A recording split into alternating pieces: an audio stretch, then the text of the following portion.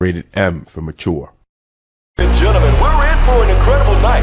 Oh, we're taking it up a notch. I can't believe what I'm seeing right now. Wes and Mike TZ coming all strong. Okay, welcome back to season 2, episode 2 of the conference call, where today me and Mr. Chris Edwards and TJ down there at the bottom where he belongs we're going to discuss our ideas around trauma, our ideas around family, and navigating acceptance, specifically inspired by an episode of the Gerard Carmichael show. Fellas, Couple of you good? Yeah. You feeling all right? We here. You here? Okay. So We're here. You know, I think that this show has been inspiring lots of conversation. A lot of people have been talking about it. He's been a very hot button issue. And I think that's really what he intended to do to begin with, right? He wanted to spark controversy. He wanted to be interesting in ways that he isn't funny. So I think that he accomplished his mission, as far as I can tell, right? Did you guys enjoy the show? Did you look at it? What did you think? I will say that this series was very cringeworthy. I'm being serious. I felt embarrassed to at certain points, and I kind of felt bad for family members to a certain degree. I don't think he did himself any justice. He actually walks away from this show, I think, kind of unredeemable in a way to me. Yeah. Yeah, there's something about being voyeuristic and putting yourself on Front Street, but I don't think that what he did or what he intended actually translated, because he really walks away looking like a bad guy to me. And I'm not sure if I'm really a fan of his anymore. We're going to have to get into why you think that in just a little bit. But TJ, what do you think? I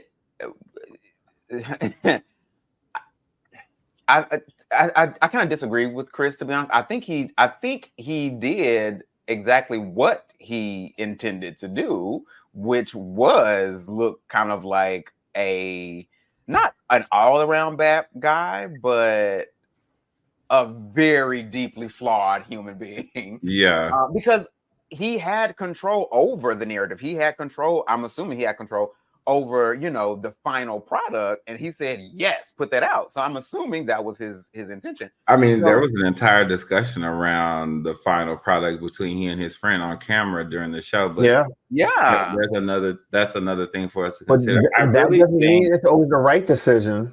One thing that I can say is that this show inspires audiences to try to move away from the dichotomy of like good and bad, and like really just think about people as they are. And so when I was watching it, the one thing that I thought about over and over again was like liability, right?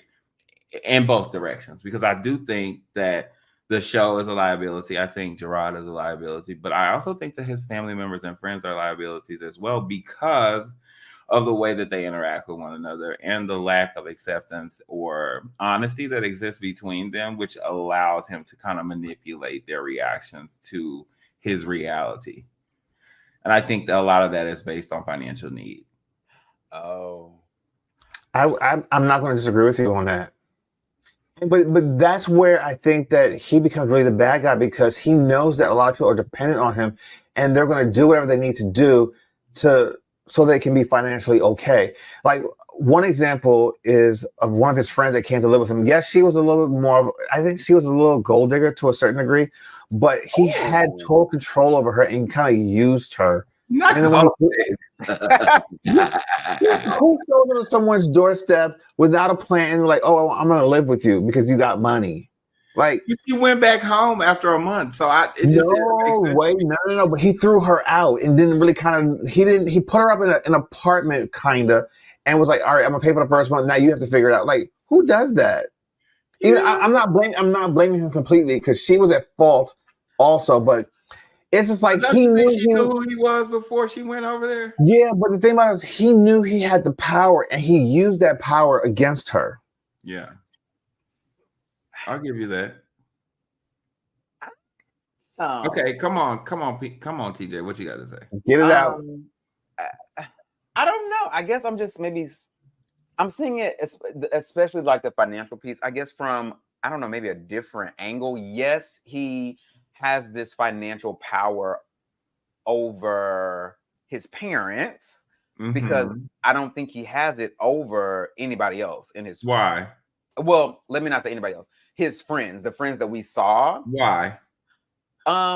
So specifically the friend who came to visit or whatever. The girl? Yes. Okay. I don't think he. I don't think it was power, but I do think he has the ability to manipulate her financially. Absolutely.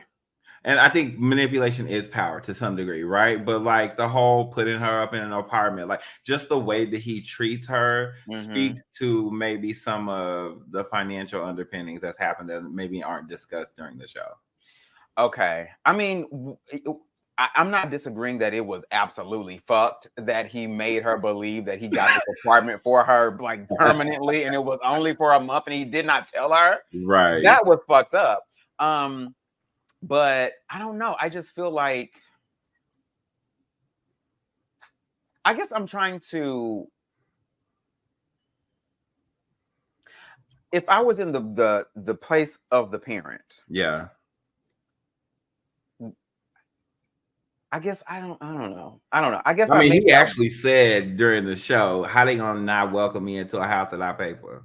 Yeah, that. Yeah, and so I guess that would, if I was in their position, I guess I would take that into consideration. How do you think he was able to get them to agree to be on camera, specifically when he was showing them in their worst light? I pay for this. I pay for it. Okay, but I don't know. I just feel like. Okay, so the way I'm seeing it is, yes, my child is paying for all of these things, but it's based, a lot of this money has come from the way that I've treated him. It was So given sub and let me dom get my dynamic. shit together. Let me get my shit together because I'm living in this house based on the horrible way that I treated my child. But I don't think they saw it that way. They didn't see it that way. And I think that's the problem. At what point was they getting their shit together? I mean, clearly they. I mean, she prayed for him. She prayed the gay away for him on camera. Yeah, on camera. Yeah. And like she had to know, like I would think in order to get them to agree to release this, right, that they had to be able to see what was being released prior to it being released, right? They had to sign off on it. So they may have had them sign off before they recorded beforehand, maybe. So that could be something different too. But I just, in my mind, I'm thinking at the point that I realized that you were trying to spotlight all of my shortcomings for the pleasure of your audiences, I would have been like, now why you think I'm gonna do this again? Like, and I could just imagine him being like, you do want to keep having somewhere to stay, right? Listen to me. Can I tell you something? The only smart person in this whole entire show was the friend that had the ski mask on. He was like, you are not going to embarrass me. Yeah, he was very smart about that. And I'm quite curious actually to know who he is. I'm pretty sure it's probably easy to find out. I just haven't even Googled. I think it's Michael Rappaport, to be honest. I'm not sure who that is. I feel like I know that name, but Google him. But it's hard for me to not be on his side. I can see that. Has he done some egregious things? 100%. Horrific things, 100%. But when it comes to his parents, it's difficult for me not to side with him. What makes you think that? What makes me think that? Yeah. Because I feel like it's really easy for parents to love their children unconditionally. And the fact that I'll speak specifically about his mom because we got more time with her than his dad. Mm-hmm.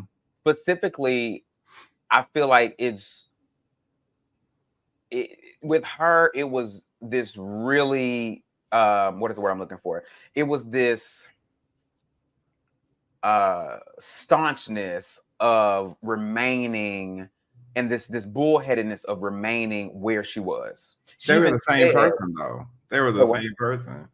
Like, I hear what you're saying. I get it. And I guess maybe I understand both sides of it because I've been him, not really, but like sort of, right? I know what you mean. And I'm also a parent, right? And so in my mind, I see it all play out, but I also see them both being the same person, right? I see her being resolute in her position and with her religion, and I see him being resolute in his idea of what acceptance and love looks like. And unfortunately, you just can't impose your version of love on other people. Like, you can tell them what it takes for you to feel love, and if they aren't able to give it to you in the way that you need it, then it's up to you to decide whether or not you're going to remain in relation with them. Let me ask you something. Actually, both of you.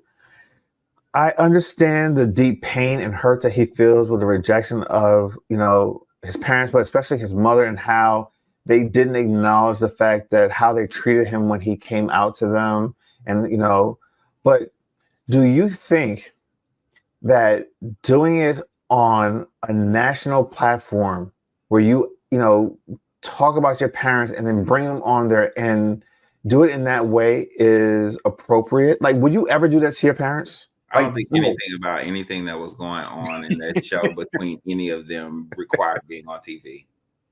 It didn't. Like, those were private. I enjoyed it. I enjoyed watching the mess. No, I get it. I mean, but it's just like, why? Like, what did you accomplish by embarrassing yourself and your parents? I'm sure he didn't see it as embarrassment, but it was so cringe-worthy for me. Like, there were parts where I was like, I felt very uncomfortable watching it. I think that was the point. I think that was the point. But that's so mean. That is so mean. Just because you didn't get the reaction you wanted when you had a private conversation does not mean you had to do this publicly and embarrass your parents. I think he gave an explanation for it. I just don't know whether or not people accept it. It sounds like you didn't accept his explanation. Not at all. His explanation for why he was doing it on camera, TJ. Well, I don't remember what his explanation was. His explanation was that the cameras gave him the courage that he needed to have. Oh, I understand that. Here's the thing. All right, I'll give you that. Record it. Don't release it. How old is he? Late 20s? Hold on, let me see. No, he has to be older than that. If he only in his late 20s, life have lived him. Yeah, 37. He's 37. Okay, that's more like it. 37. Yeah, that's he should know better. Right. He should know better. No. He's 37 in age, but in emotion, he's much younger. Like 25. Much younger. Yeah. Maybe younger than that. Yeah. And you know why I say that? Because look at how he treated his boyfriend, the person that he loved. It's one thing to do what you're doing, but be honest and open about it, and then not try to manipulate the situation so that your way is the only way to see it. Like, he was jealous of the fact that they agreed to have an open relationship, and the reason why they did that was because he was already cheating on him. Well, the boyfriend wasn't no saint either. Well, no, but that was after the fact. That was after he said, "Let's do this." Yeah, but the tea is like, you can only convince a motherfucker into doing something that they was interested in doing. Look, I'm not. I don't know that. All I know is I'm just saying. Wait, I have a question though. Okay. I want you to consider it. Just go with me for a moment and just consider this and think about the possibility. I really think a lot of what we see with him is a fetish for shame, humiliation, and confrontation. I can see that. Oh. I can see that. I totally could see that. Meaning you think he enjoys being shamed? Yeah. Yes. And I think he enjoys the act of inflicting it on others as well, because in that way he gets to participate from a place of control. Yes. That's a great observation. I hadn't thought about that, but You know, a lot of people have shame kinks, right? Like, oh yes, 100%. yeah. And I don't know. He got shame kink written all over. Like, it's given last week's episode of Interview with the Vampire. Oh, I haven't watched. I don't know. Oh. So there's this. Okay, I gotta tell y'all this because this is my favorite part of this episode. Oh, So this is one part of last week's episode where the two main characters were having this conversation, and one character says to the other character, "Are you asking me to do it, or are you telling me to do it?" And the other one says to him, "Just get in the casket face down, and I'll explain while I fuck you." Oh, Okay. well, I said, "Oh."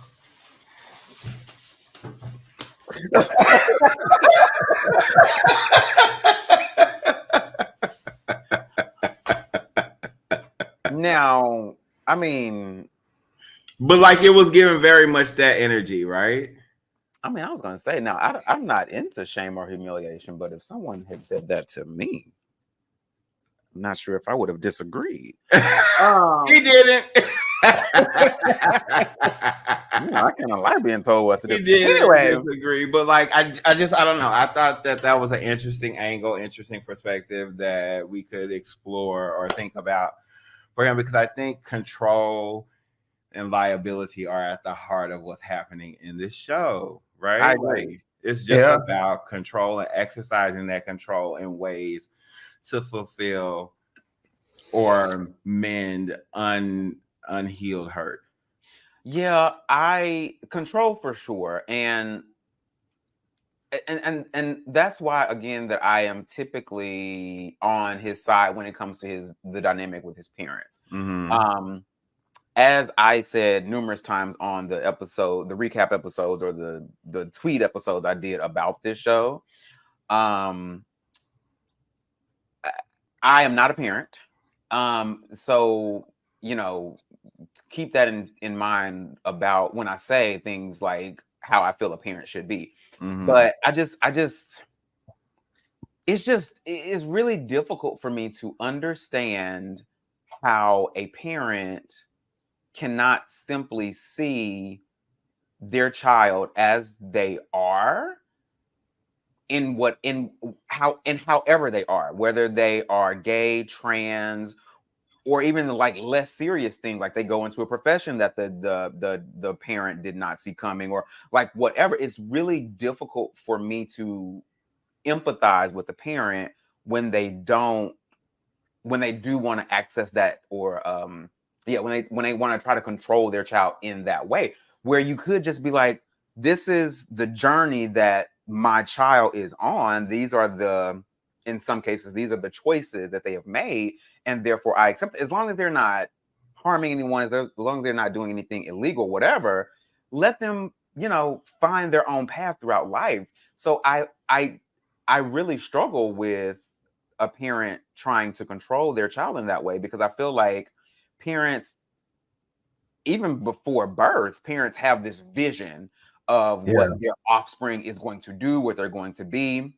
And the second or the moment that child either rebels or shows, something different, it becomes this huge problem. And I'm just like, what did you think this was when you decided to give birth, when you decided to, get pregnant or whatever? Like, did you think that this was going just to be a carbon copy of you? Like, how do you think that? I don't understand. Well, I think a lot.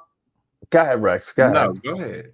No, I think a lot of parents do put a lot of pressure on and expectations on their children to have the life that they wanted to have. And that's where they're wrong. When parents do that, they automatically set themselves up for failure. You cannot have a predetermined outcome for what your children are going to do. You are always going to be disappointed. And, that's why, like, granted, I talk about how I just disagree with a lot of the decisions that he made for this show and bring his parents on. But I want people to understand, I do not excuse the behavior, especially of his mother, and how she treated him, and how she was not fully accepting of him. She was like, "Oh, I love you," but it was always a conditional love. You know what I mean? It's just like, "I love you, but I just wish that you can pray away I'm gonna pray away the gate for you. You know, you'll eventually come around. And even like when she was around his boyfriend, oh, you know, his friend, like, stop disrespecting me in my space. Like, that bothered me more than anything else. It's just like, all right, I have you in my space.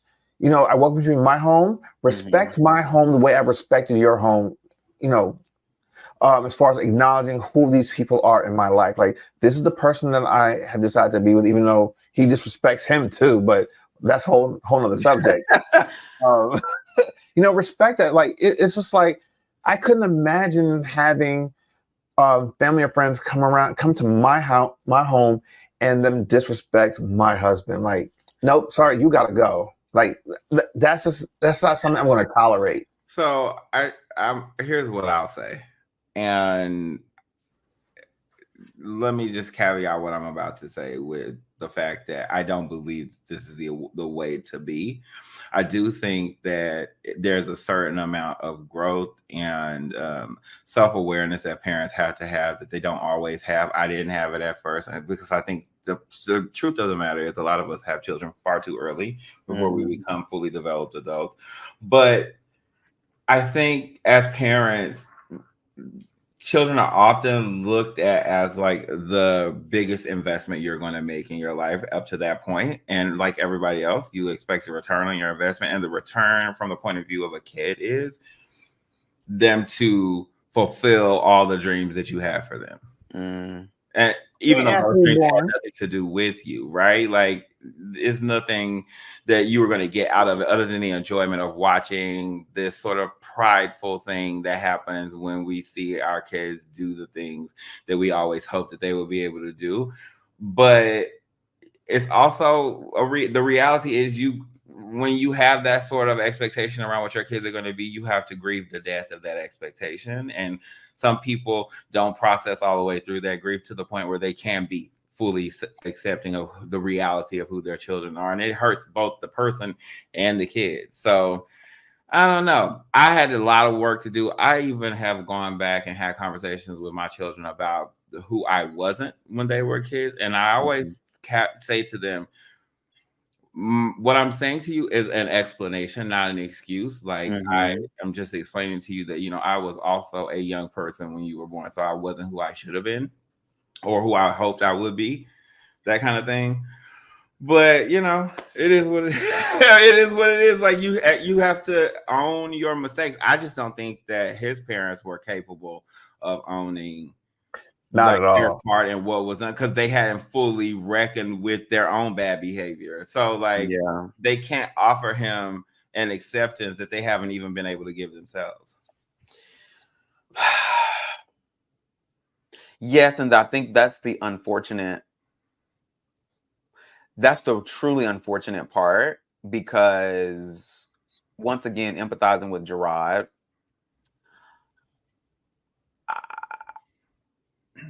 I feel as though, like, if I can do it as your child, or if I can process these things and I can see the wrongness in the way I was brought up and all of this behavior, if I can do it, you can do it, because I came from you. But what exactly has he done though? Like, because I feel like the maturity that you're saying that Gerard has been able to exemplify by recognizing the fault in some of the traditionalism in his upbringing, his parents should be able to recognize it. But like, I don't know that I think he recognized it because it benefits him. Like, it's unhealed all the way around. Like, I understand why you empathize with him, because I do think that his parents aren't doing what they're supposed to be doing, and they're not being giving the love that they would expect to receive as parents, right? Because they've been faulty. They didn't do the things. They want him to look over the stuff that they messed up, but they're not able to, like, you know, have that same energy towards him. But I don't know that he is doing any of the things that he's expecting from them. Say more. How, in what way? Like, he's not really offering them forgiveness.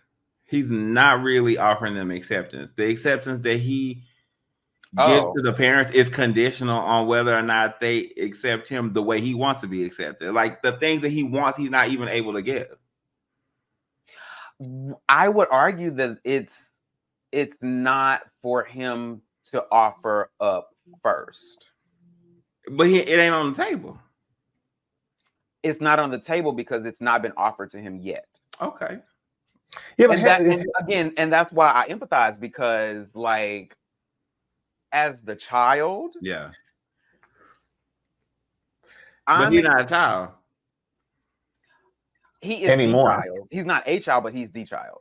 He's the child, but like at some point, like you move beyond your parents' mistakes, and you have to own the reality of being an adult. So, like you said earlier, that he's mentally like 25 or younger, so that's some stuff that he got to clean up. Mm-hmm. Listen, and I'm in agreement with Rex in that, because I'm going to look at my personal history with my biological sperm donor father. I don't have a relationship with him, but there came a point where I had to say, you know what? I can't expect him to acknowledge the mistakes that he's never going to. I just need to move past it. I don't have a relationship, and I made the conscious decision to not have a relationship with him, because I know that he can't do the work that's necessary for us to have a sustainable, successful relationship. So I said, you know what? I washed my hands of it. I don't have any communication with you because you're too toxic for me. Yes, I think this show was not a last ditch effort, but I think this show was like his weird and twisted way of attempting to obviously in attempting to repair this relationship. He clearly has not gotten to that point where he's washing his hands of them. There is still this longing in him for that acceptance. There's still this longing in him to have that loving type of relationship. And so unfortunately it is playing out before our very eyes. And I mean, the way that this is all even possible is because of his level of success and fame and money or whatever. So if he was just a regular nigga, no, we would never see this. But unfortunately, he, has this notoriety. And so that is the way it has played out. Yeah. I'm going to say both yes and, right? Because I don't think that you're wrong. I don't think that Chris is wrong. And I think all the things that we have all said have been true to varying degrees. However, I do think that the primary objective, unfortunately, was just a misguided masturbation session for his authority, his power, and so for him to get off on his fetishes. That's really what I believe. But whatever. Maybe I'm wrong. Maybe I'm not. Maybe the folks will give us commentary on whether or not they think I'm wrong or if I'm right or whatever is going on. So I would be very interested to hear what our audience has to say about this topic. But I do have a final question for both of you before we wrap up this conversation, which is, if the appropriate attempt to heal the tension and the break in their relationship was to have these conversations on camera and to put them on TV, because that's what he needed in order to have the courage to have these tough conversations.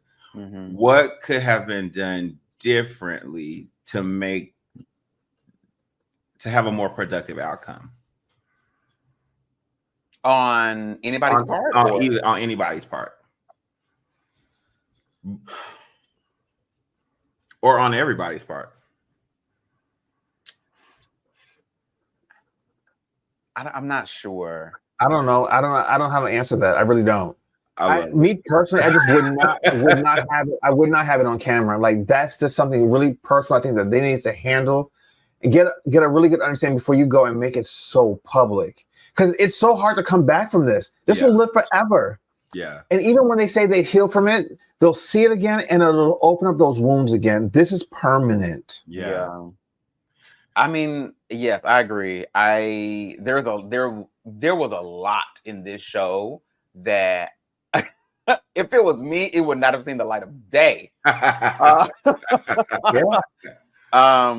it was indeed a reality show. This was the realest show Yes. I've ever seen in my entire life. And so for that purpose, for that reason alone, I give him kudos because damn, it don't get no realer than that.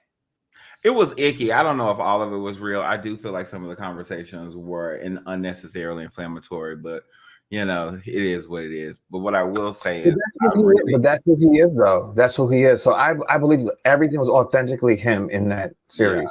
I really enjoyed this chat. Like, I really have been waiting to talk to you all about this, but we've been on break so long. Anyway, I would like to thank everybody for hanging out with us while we talked about our thoughts about the Carmichael show, the foolishness, the riggery, the unnecessary, the shade of it all. Yeah. And I look forward to having another chat with you fellas and our community shortly. Absolutely. So don't forget, guys, subscribe, like this video, and hit the notification button so you can get notified when we drop new videos every single week. Thank you guys for joining us, and join us next week here on our YouTube channel and Indie Suit Media. Take care, everybody. Goodbye. Gentlemen, we're in for an incredible night. Oh, we're taking it up a notch. I can't believe what I'm seeing right now. Wes and Mike TZ coming all straight. Thanks for watching this show on Indie Suit Media. Now, if you're watching here on YouTube, make sure to subscribe, like this video, and hit the notification button so that you can get notified when we drop new videos every week. See you guys next time.